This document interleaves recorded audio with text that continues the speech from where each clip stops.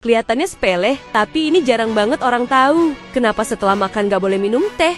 Bahkan teh tawar, orang tahunya teh itu soal kafein. Padahal, yang lebih bermasalah itu tanin. Tanin di dalam teh mengikat zat besi dan menghambat penyerapannya di tubuh.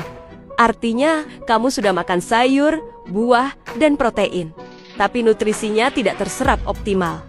Pelan-pelan, zat besi yang harusnya masuk ke darah justru keluar bersama kotoran. Akibatnya, lemas, mudah capek, pusing, kulit pucat, metabolisme melambat, aliran darah tidak optimal. Ini bahaya banget, terutama untuk penderita anemia, ibu hamil, dan orang dengan masalah lambung seperti GERD dan asam lambung. Karena tanin dan kafein juga bisa membuat lambung lebih perih dan iritasi. Masalahnya, ini sudah jadi budaya. Habis makan, minum teh. Kalau habis makan, minumlah air putih. Kalau ingin minum teh, beri jarak 1-2 jam setelah makan. Karena tubuhmu bukan cuma butuh kenyang, tapi butuh nutrisi yang benar-benar masuk.